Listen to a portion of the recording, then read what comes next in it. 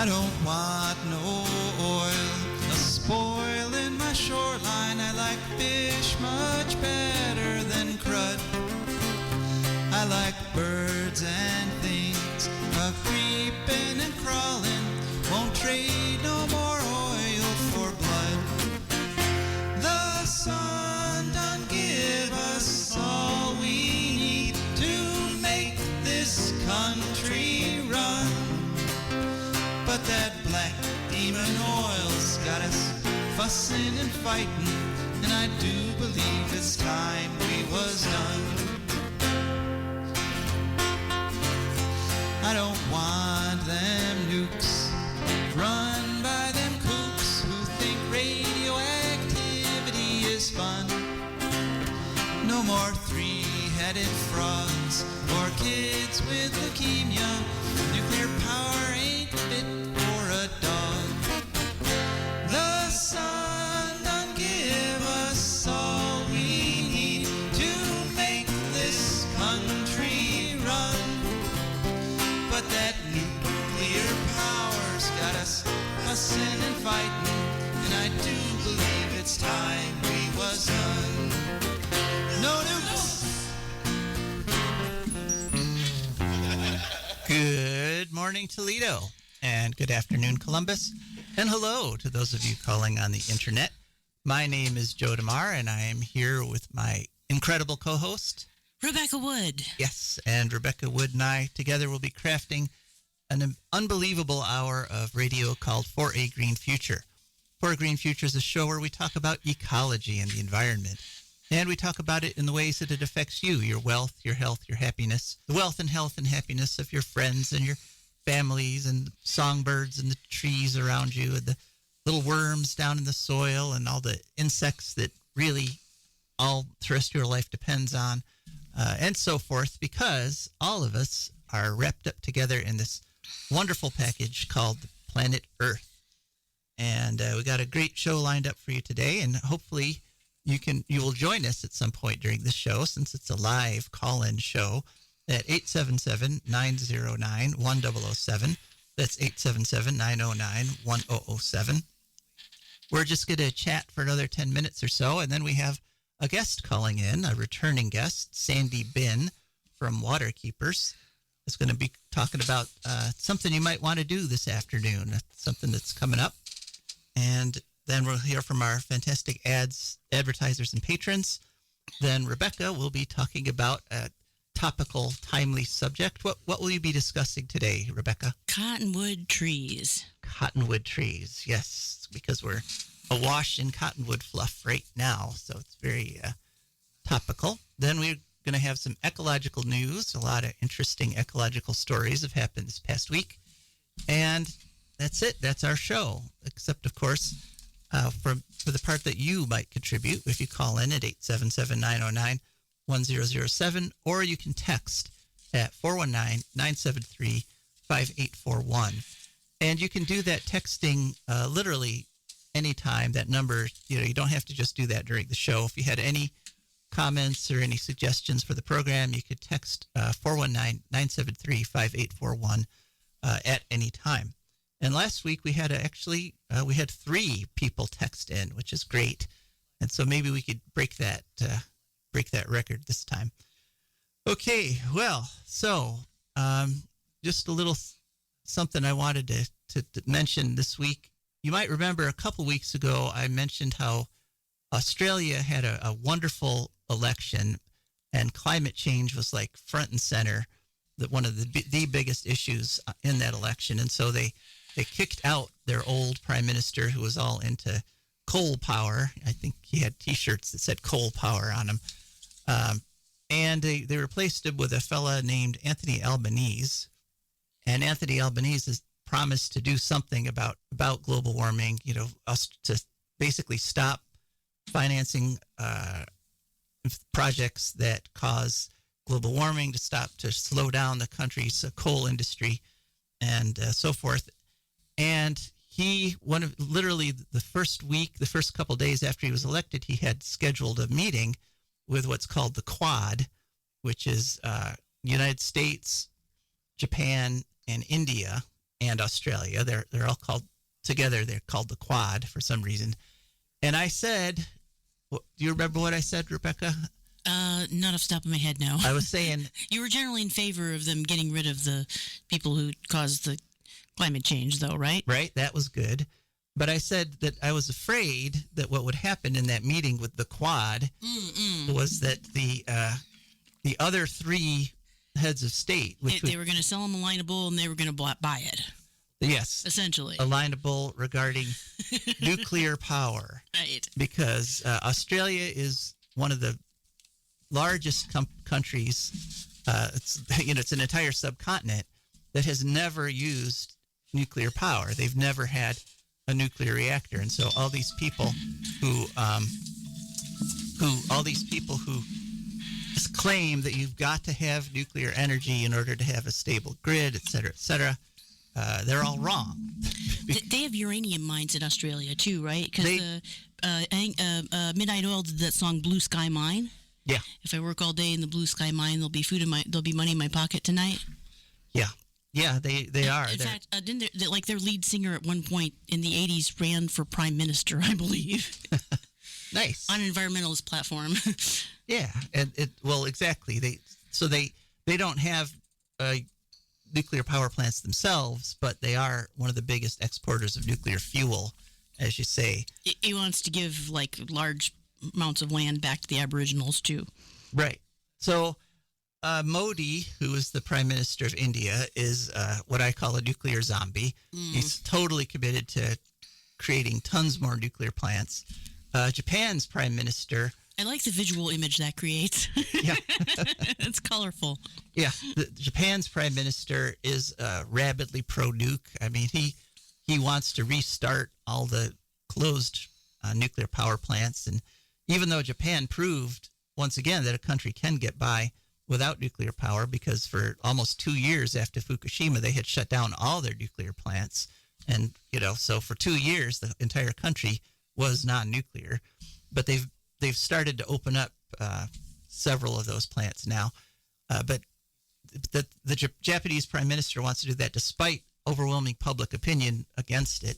And, of course, we have the President of the United States, Joe Biden, whom I call Nuclear Joe, because he is just insanely committed to nuclear power, and particularly the sort of nuclear power that Bill Gates wants, because Bill Gates has a company that wants to make nuclear power plants. No, Bill, no, drop it. Yeah, but Biden has bought this scam story, hook, line, and sinker, and has set aside billions of dollars for Bill Gates in order to make him richer, making these terrible sodium-cooled small modular reactors, which are kind of guaranteed to, A, not come online fast enough to help with global warming, and B, cause incredible devastation, incredible nuclear pollution, et cetera, et cetera.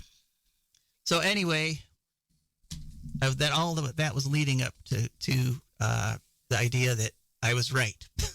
I unfortunately, the Australian Prime Minister, Anthony Albanese, this past week came out with a thing saying we need to look at nuclear power as a solution to Australia's energy problems. And I just had to, slap my forehead, because it's like, really, Tony? Really? That's what, there was no mention of that during the campaign. During the campaign, it was all windmills and solar panels. And now, now all of a sudden he gets locked in a room with the three biggest nuclear zombies.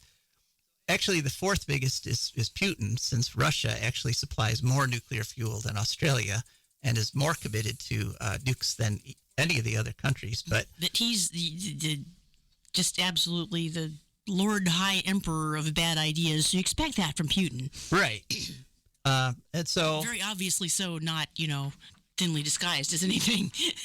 Right. So hopefully the anti-nuclear movement, which is extremely strong in Australia and historically has been very strong. It's the reason why Australia has never had the foresight to never build a nuclear plant. Hopefully they will be able to block this latest push by the brand new prime minister. And it just keeps reminding me, it's one of the most frustrating things is that these politicians always put these little poison pills, even when they do something good. You know, like we had our guest last week talking about the Energy Jobs with Justice Act, which is a great bill, except for the fact that it lets nuclear power call itself carbon free and apply, you know, and get the carbon free energy stuff. And you know, why do they always, you know, it's just so clear that what you have is a situation where wind and solar are ready. They are going ahead and going up all over the world at an incredible clip. And in fact, they are offsetting all the nuke plants that are closing, and they're offsetting the coal plants that are closing. And we're on the verge. Well, as we reported a couple weeks ago, if we keep the rate of increase going that we have had for the past several years, then what will happen is we will be able to meet our carbon goals, because wind and solar are coming along at such an amazing clip that we don't need nukes at all. And we know they're not going to get here for at least a decade, even if we try it. So, you know, it's just kind of incredible to me that politicians keep making the same mistake over and over and over again. And I just have to kind of shake my head. So one thing that we're doing is we have our guest is right now attempting to call in. We are working hard on that. And one thing I wanted to play for you guys, and this might be a partial explanation for what's going on there. And our friends over at Ohio Citizen Action had they created this commercial. I want to get this up here and play it for you folks. It's basically it's a reference back to Ohio House Bill 6, which we're going to just go ahead and play this. And this might be partially an explanation for what. Okay, so unfortunately, I have to break into the recording here because what I did during the live show was I played a cool video that had been made by our friends at Ohio Citizen Action. They took the theme song of the Brady Bunch and turned it into the Bribery Bunch. And you can see the images here that they talked about Sam Randazzo and House Bill 6 scandal. Unfortunately, YouTube doesn't recognize political satire, and so YouTube flagged the video as copyright infringement, even though technically you're allowed to take melodies if you're doing political satire, which this definitely is. So go to their website or their Facebook page and watch the whole video there. It's pretty funny. The lyrics are quite clever. So, but now back to the recording. Thanks for listening. So, I'm picturing it in mind with like everybody with those little 70s hairstyles, you know. Yeah. The little Carol blonde flip and the sort of long straight Jan hair. Yeah. With her little pigtails. It does cultivate a lot of images, a lot of different. So so we're working on getting our guest on the line, frantically working our technical stuff here. That I'm thinking this might help explain why there's always that little poison pill in all these energy bills. We know for sure that that's what happened with House Bill 6 because people have pled guilty to it. And now it looks like it might be happening in Australia. I am here. Oh, hooray. Yay, Wow. Sandy. Whew. Gosh, technology is trying. wonderful when it works. Yeah, persistence is one of the most important things in the environmental movement, as I'm sure you're aware. So, okay, Sandy. Yeah. Could you just please remind our listeners, welcome back to the show, first of all, but could you remind our listeners who you're with and what your title is? Sure. This is Lake Erie Waterkeeper, and I'm Sandy Bihn, the Waterkeeper. Okay, Sandy, thanks for coming on. And could you just remind us a little bit about what Waterkeepers do, what Waterkeeper is? We're advocates. Well, we're part of the licensed member of the International Waterkeeper Alliance, There's over 300 of us worldwide and representing different watersheds. And we're about drinkable, fishable, swimmable waters. All right. And I asked you on today because you guys are doing something kind of special this afternoon. Could you tell us a little bit about that? Yes, we're sponsoring the Erie Situation documentary at the Maumee Theater. There's a meet and greet at 4:30, and the documentary is at 5:30, and it'll be followed by a discussion. And it is free. A donation by Plastic Oceans, who paid for the program, is requested. If you go to Erie Situation, there's a registration online that you can still do, or you can walk in and do the registration there when you come. It's a very balanced documentary that gives all aspects of ag and health and being on the lake and the algae problem and the CAFOs. And researchers. So it's got a good mix of people. It's really, really well done. It won an award at the Cleveland Film Festival. So we hope you'll come. Okay, so that's Erie Situation, you say? Right. The name of it is Erie Situation. That's EERIE. ERIE, and then Situation, SITUATION. Okay. And you mentioned it talks about CAFOs. Could you just remind us what CAFOs are? CAFOs are confined animal feeding operations. In the late 80s and 90s in the United States, we switched from pasturing and a lot of farmers raising animals to confining them in large numbers in smaller spaces. And that's created a lot of problems for the manure management and the air. And so it has a water quality impact, and it's one of the major sources of the harmful algae, what's causing the phosphorus that's causing the harmful algae. Aha. Yeah, I've heard that a CAFO operation can put as much sewage, animal waste, into the environment as a small city, like the size of Bowling Green. Oh, bigger than Bowling Green, actually. We've got one CAFO that has, I think, 7,000 dairy cows. That's like 140,000 people. So that's like, what, Bowling Green's about population 25. I don't know exactly 30, what the population is. Yeah, so it's, it's 5 times that. So yeah, wow. They produce a lot of sewage. And they don't have, sewage treatment plants attached to them. I mean, they've got... None of it. It's all land applied. That's the disgusting part. And because they're so close together, they put it in lagoons. So when they put it in the fields, it's in a liquid form. And, that goes down to the drain tiles and out into the streams and into the river and into the lake more easily. And so, yeah, all the cow and pig manure is now put into containment areas, lagoons, or under the buildings. And it has liquid in with it so they can apply it to the fields. Otherwise, there's just too many chunks to put in too close a space. That should give us an idea that they shouldn't be doing it. Yeah, definitely. And so that's one or of the... Or spread it out further and carry it further. I mean, you can put manure on the ground as a fertilizer if you spread it as you would as a commercial fertilizer. But we're allowed to put about 5 times more manure on the fields with phosphorus than is needed than a commercial fertilizer application would have.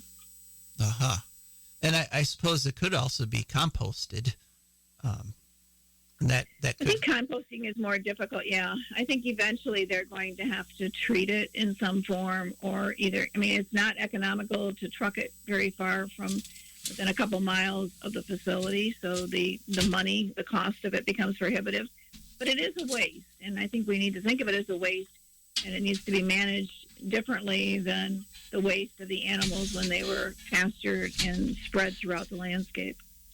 And we've had like a 88% increase in the number of animal units, according to the Ohio Department of Agriculture, in the Maumee watershed between 2002 and 2017.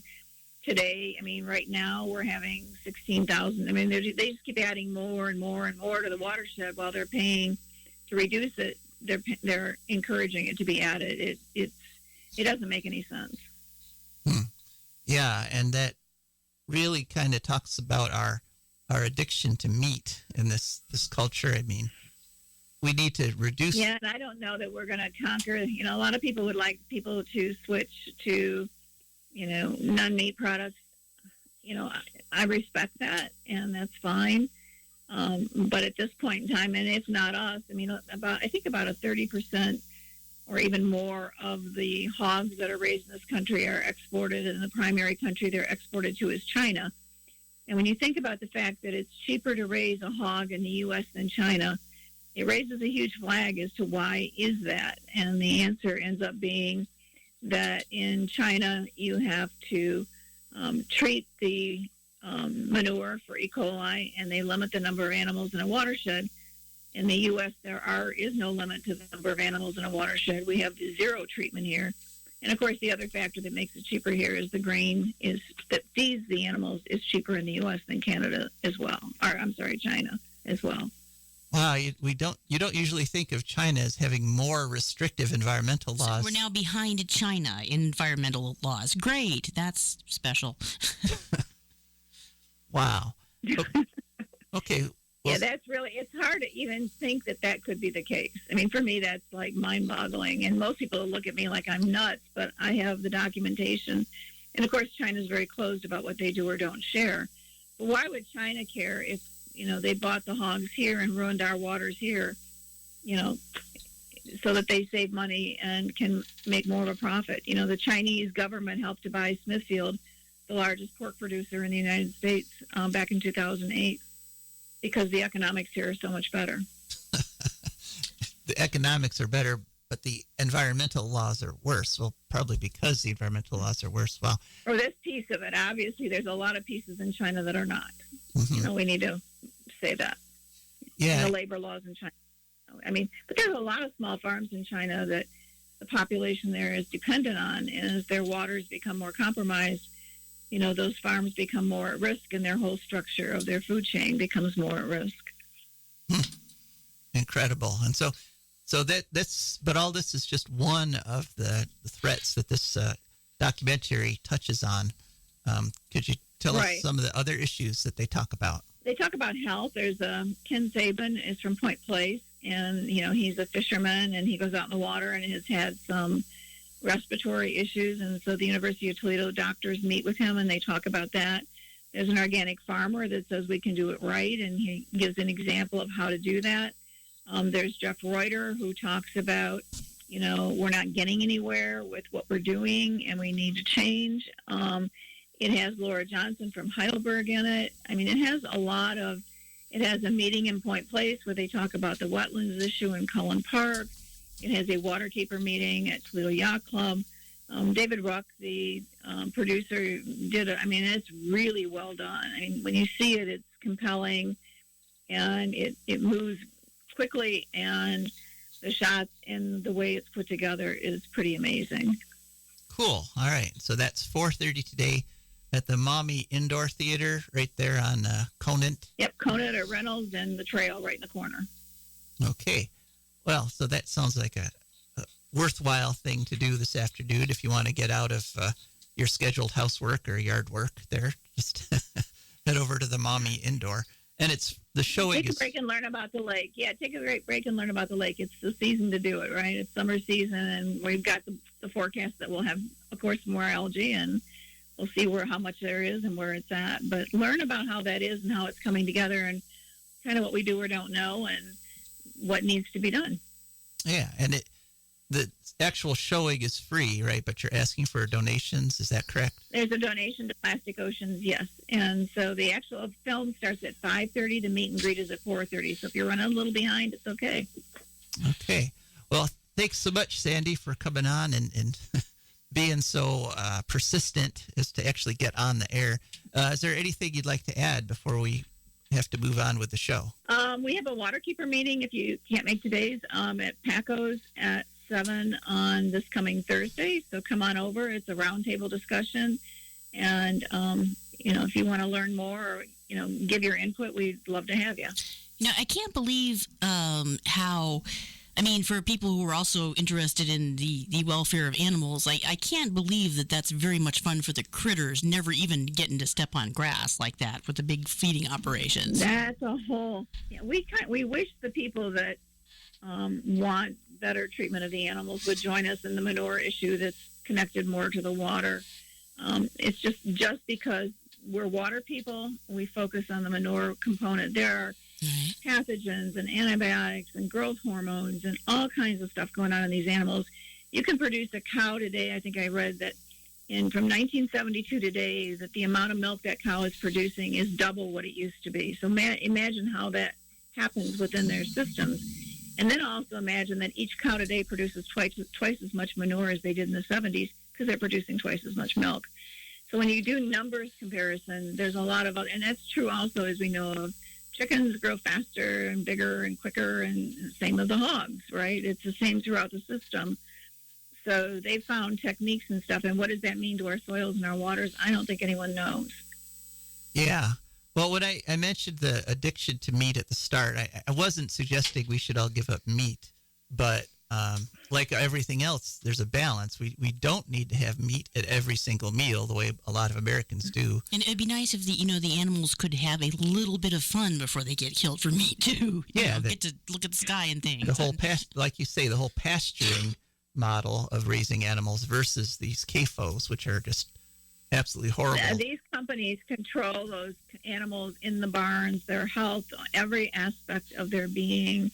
Although I just was on a webinar a couple of weeks ago where in Wisconsin, the heifers, if you have heifers that are grown not in the confined operations, but in the fields as they used to be, they're actually more productive heifers, which I found was pretty fascinating when you let them be the animals that they're supposed to be. But then, of course, they grow and they get put back into the other stuff. So it's only temporary when they're little because the economics drive the fact that it's more beneficial to the money, which is always the driver here, it seems, than confining them. Yeah. And pretty amazing. And the ironic thing, of course, is that because we're eating meat at every meal, we're having all kinds of health problems and our heart problems and fatty liver problems, and our life expectancy is actually going down. So even though it tastes great to have meat every single meal, it's really not what humans are designed for either. Right. Yeah. All right. Well, Sandy, thanks so much for coming on and sticking with it. And hopefully we'll be talking to you in the future about some other issues that hopefully will Thank be. you. And just know that water here is the precious resource that we have, and we're very lucky to have the abundance and the amount and the quality of it that we have, and it's worth fighting for. Hear, hear. All right. Thanks. So that was our guest, Sandy Bihn. And now we get to move on to our advertisers and patrons. But before we do that, I want to re-emphasize that you can call in at any time now at 877-909-1007 or text at 419-973-5841. What did you think about what Sandy had to say? And what do you think about my assertion that we're literally addicted to meat in this country? Well, the thing is, meat does taste good, but I think that has as much to do with the fact that as a culture, we have focused a lot on how to cook meat and make it taste good. Yeah. Well, it's true. You grab a piece of meat, you fry it, takes 10 minutes, and boom, you've got a meal.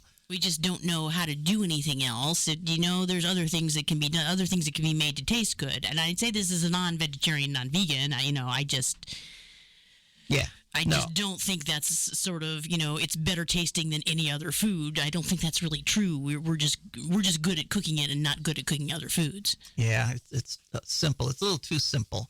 So let's hear it for a little more complexity in the kitchen. There we go. All right. Okay, so another thing we do every week, and it's time, is to hear from our fantastic advertisers and patrons. Yay. And For Great Futures brought to you by the Wood County Park District.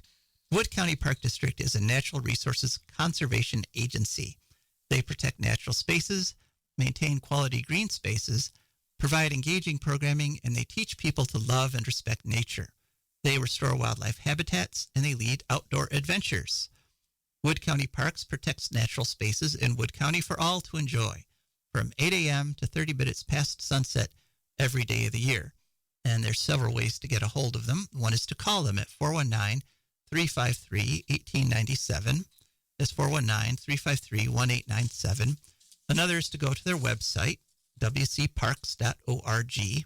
And they even have an app that you can put on your phone, and just go to any app store and search for WC Parks. It's a free app, and you will have a free line lots of fun stuff.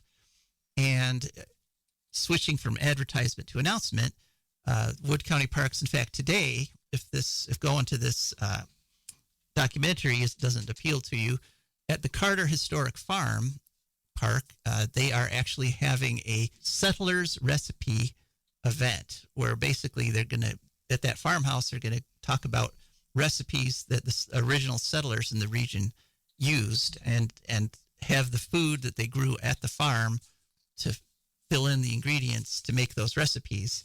And so if you're interested in the way people cooked and ate back then, which, by the way, they did not have meat at every single meal back then, it's a beautiful day to head out to the park and maybe have a pony or a ride in the horse-drawn wagon, and it's just a fun thing you can do.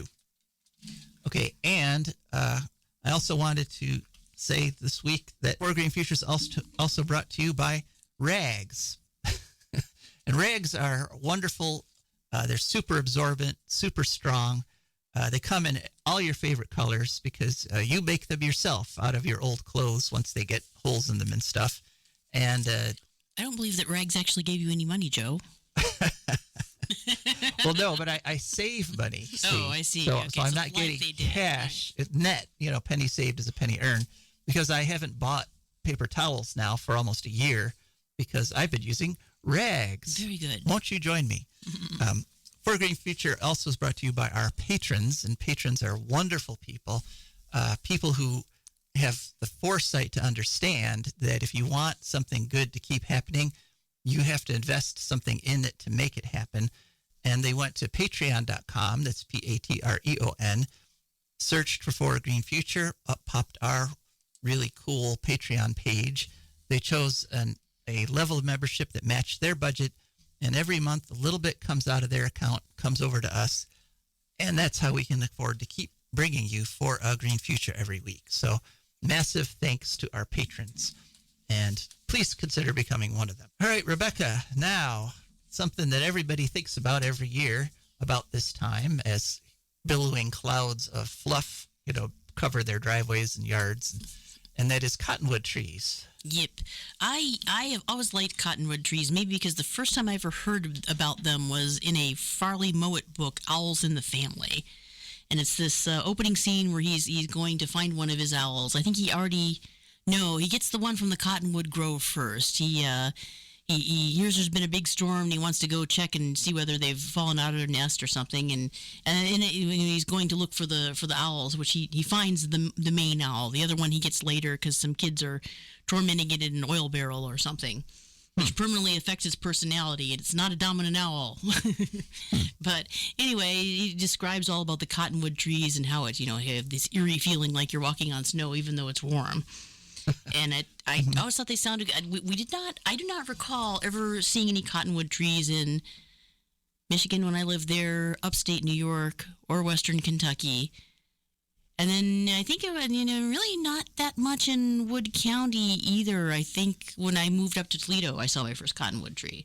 Yeah, there's quite a few in Wood County. There probably are somewhere. Just wasn't on my walking route or something. No, yeah, on the Slippery Elm Trail, there's sections of it that are like carpeted in the cottonwood fluff. So, wow, neat. Yeah. Somehow I was missing them anyway. And when I finally did, it was like that feeling like, you're finally seeing something cool that you've only ever read about in books, like a unicorn just galloped out of the forest in the public park or something, So I got a weird kick out of that. Anyway, cottonwood trees are from the genus Populus in the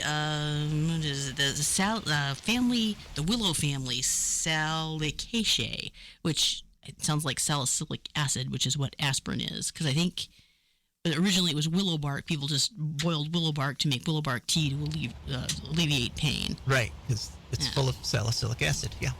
Yeah. So it's a little tough because a lot of the information is not about cottonwood trees. It's just about poplars in general, which they're the same family of aspens also. Cottonwoods, aspens, and poplars are all the same. Genus, sorry, not family. They're a deciduous flowering plant.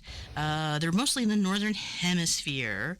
They have, quote, minute light brown seeds surrounded by tufts of long, soft white hair. which is why they're called cottonwoods.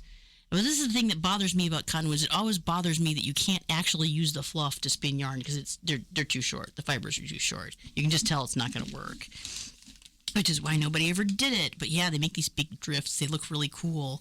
They like wetlands and riverbanks, which means they're riparian. Becca learned a new word today. Oh, yes, that's a good word. Yeah, riparian means grows on riverbanks, basically.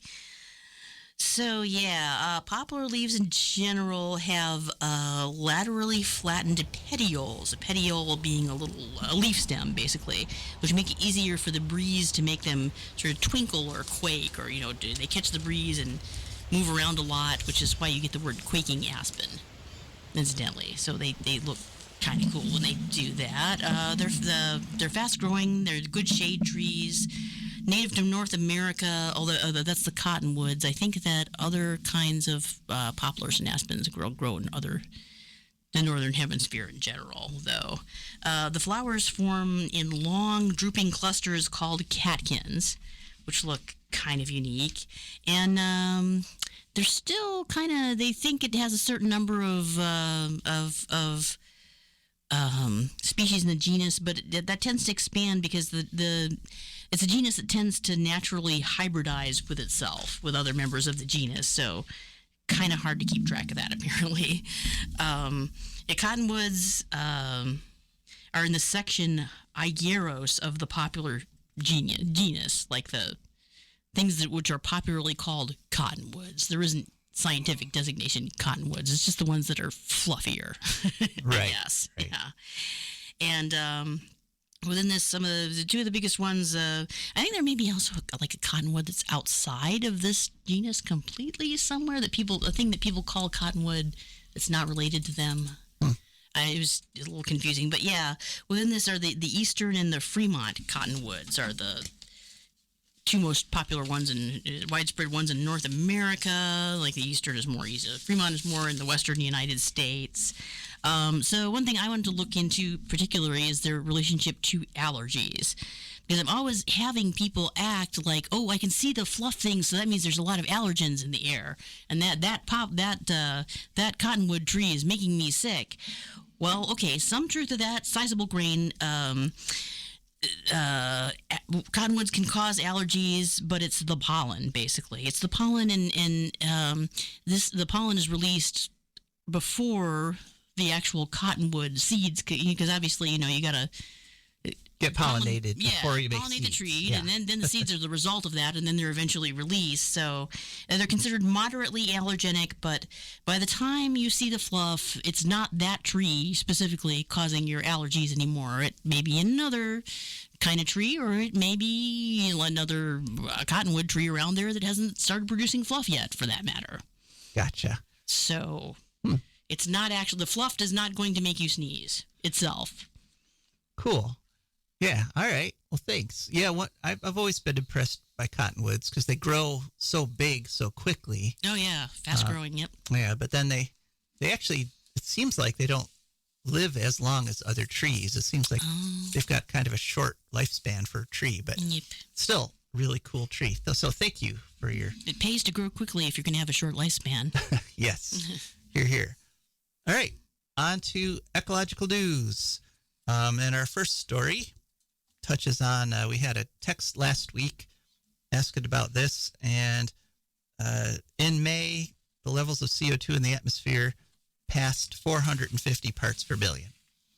And yeah, so this is a significant number because it means we're now 150% of the levels of CO2 before the Industrial Revolution. Uh-oh. So we've increased the amount of CO2, us humans, yay humans, by half again as much, which is just an incredible amount of CO2. And in fact, the levels are the same now as they were 4.1 million years ago during the Pleistocene age, which is an interesting geological period where temperatures were incredibly high, and there was no Florida in the Pleistocene. So underwater? Yeah, it was underwater. Okay. I should say there was a Florida, but it was underwater. And It's made out of limestone mostly, right? Which is sand and dead sea critters. Yep. And Okay. sand. Yeah. I thought Right. so. Exactly. Yeah. This is really bad news, of course. And May is the peak month for CO2 levels, because what happens is, of course, as the plants in the northern hemisphere start absorbing more carbon every year, the levels typically drop. And last year we had a nice, it wasn't a huge leap between April and May, because it was almost flat. And I was like, oh, hopeful. Maybe. On a personal note, I am scared. I'm scared because last year, our air conditioner died because there was like a power surge in the neighborhood or something, like a power outage in the surge, and we were out an air conditioner, and we could have actually died of heat stroke. We came fairly close. Yeah. If some friends had not helped us. Well, and this summer is not looking promising for reliability of the grid, because we're still so dependent on the big, massive producers like the nukes that can crash it with no warning. Yep. But anyway, looking at the graph from the CO2 levels at Mauna Loa down there in Hawaii, the May peak was over 420 parts per million. It's like 422 parts per million. And what has happened in past years is that the May to June number drops off, and it can drop off fairly sharply. But this year so far in June, the levels have not gone down that much. In fact, they've gone down. Let's see here. I have the graph right in front of me. From June 6th to June 10th, the levels dropped from 421.54 parts per million down to 420.92. So just about 1 part per million over the past week or so, which is good. And let's hope that trend continues.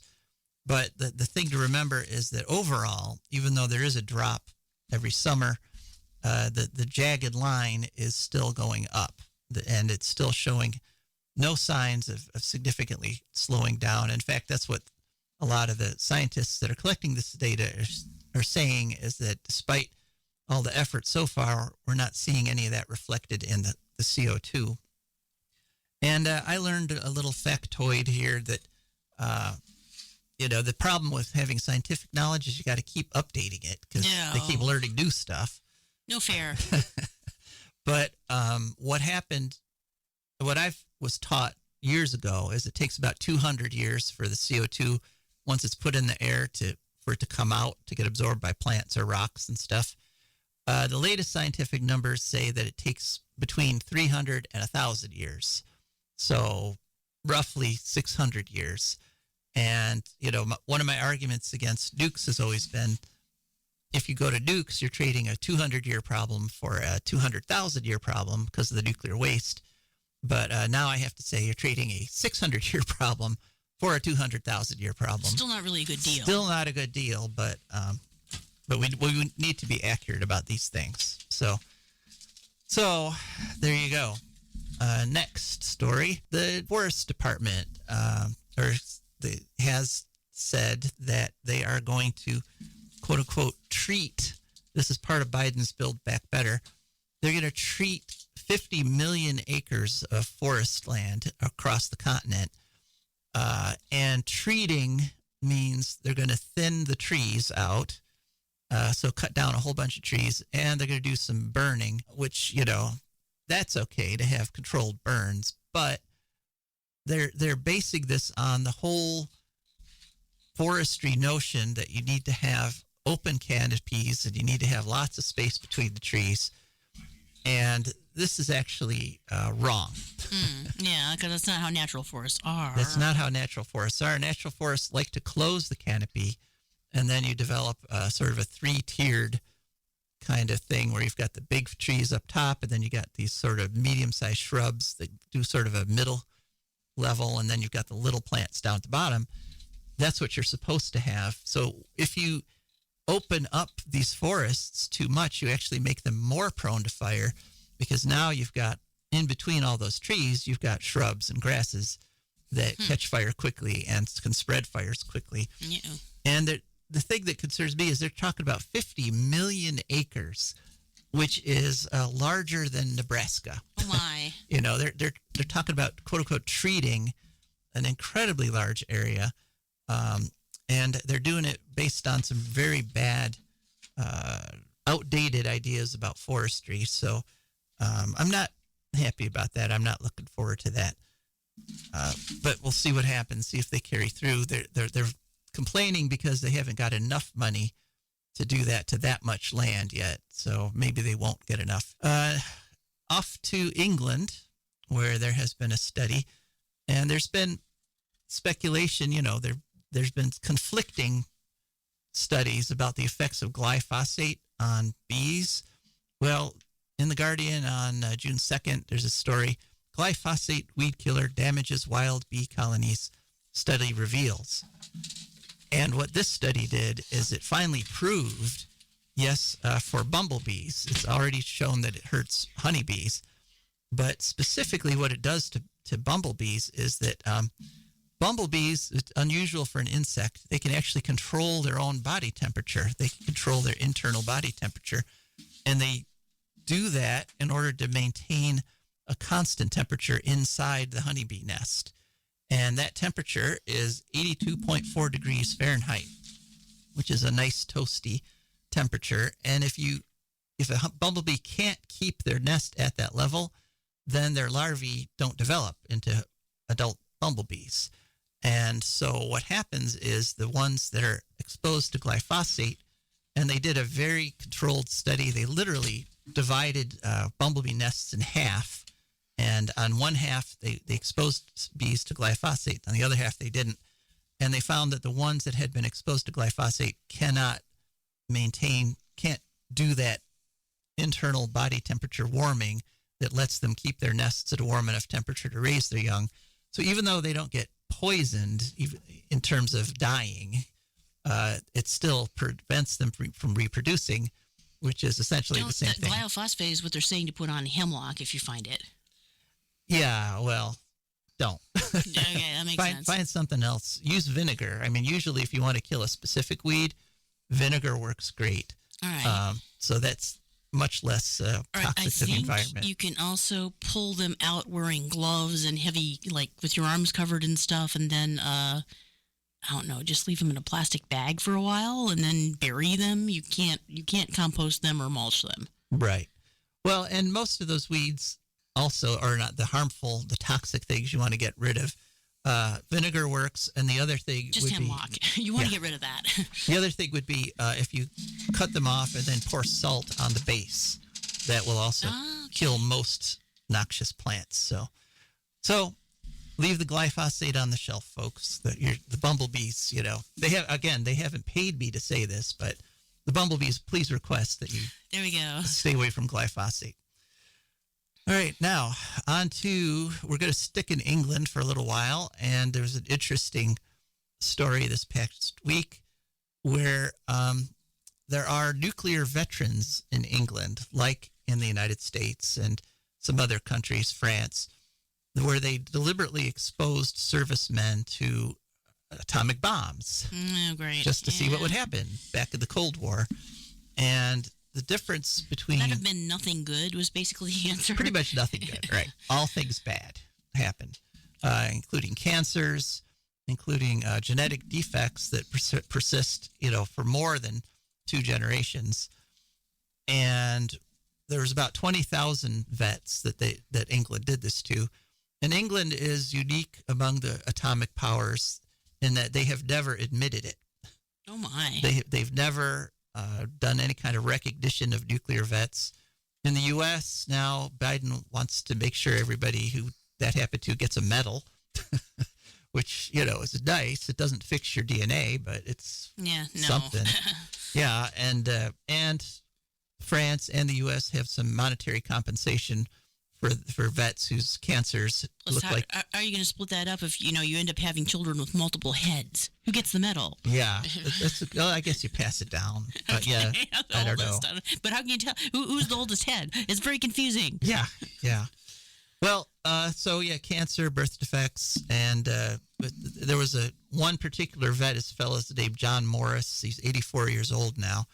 And his child died of sudden infant death syndrome, and he and his wife were both arrested and on suspicion of having killed their child. Oh, dear God. And then what ended up happening, the autopsy revealed that the child, unfortunately, had genetically deformed lungs. The lungs never developed properly because of a genetic defect, which was likely caused by one of the 4 atomic bombs this fellow was exposed to in the course of these experiments on our service people.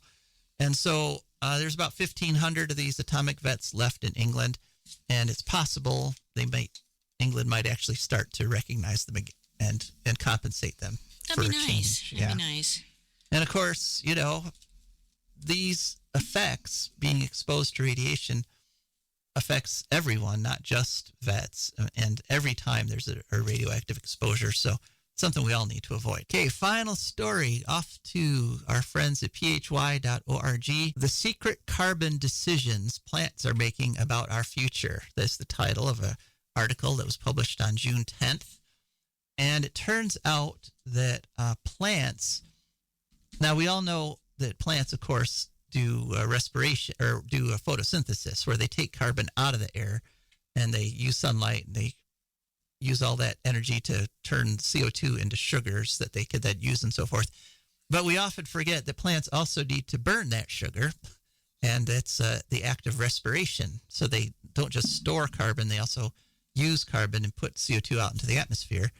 And it turns out that each individual plant gets to decide for itself how much carbon they're going to store and how much carbon they're going to release. Alrighty then. Which is kind of amazing when you think about it, that the plants are basically smelling the air, saying, okay, we got this much carbon, I got to do my cellular stuff, how much can I put out, how much do I keep? The thing is that I have the belief that probably what's happening is the plants are probably making the optimal decisions right now, and I base that on the fact that plants basically have managed to keep us at the pre-industrial carbon levels for several million years, which turns out to be like the optimal carbon level.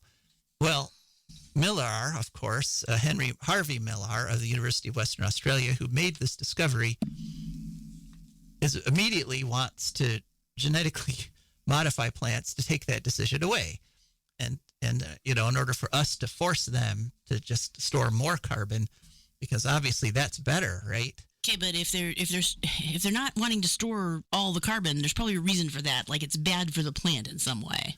Yeah, I believe so, and it's just so typical that literally scientists had no idea plants could do this. They thought it was all automatic and just no self-regulation. So immediately, this guy who discovers that, hey, plants are actually making decisions on their own and have some sort of a degree, in this case, of free will to make these decisions, immediately he wants to take that away from them. And because us humans, we must know better, right? We must know that forcing the plants to absorb more carbon has to be better, when actually probably it could lead to disastrous, unforeseen side effects. And so it's just so typical of us that we literally had no idea this was going on. And then as soon as we discover it, this guy, Harvey Millar, wants to mess with it. We got some new information. Let's make a very bad decision based on it. Yeah, let's decide this very quickly and just sort of put our human thing in there. And the problem with genetic modification is that once you've done it, if it gets out into the gene pool, there's no taking it back. Yeah. So, and we see that happening with a plant with a pesticide resistance. We take a lot of weeds have managed to become pesticide resistant, and they share that gene with other wild plants and even with domestic plants. So good on you, Harvey Millar, for discovering this wonderful thing about plants, which we had no idea of, but not so good on you for thinking, hey, let's immediately mess with it before we even understand it. So anyway, it's a beautiful day, folks. Get out there to a park, maybe go see a documentary or something. There we go.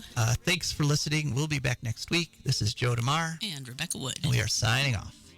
Pet-headed frogs or kids with leukemia. Nuclear power ain't fit for a dog. The sun done give us all we need to make this country run. But that nuclear power's got us fussing and fighting, and I do believe it's time.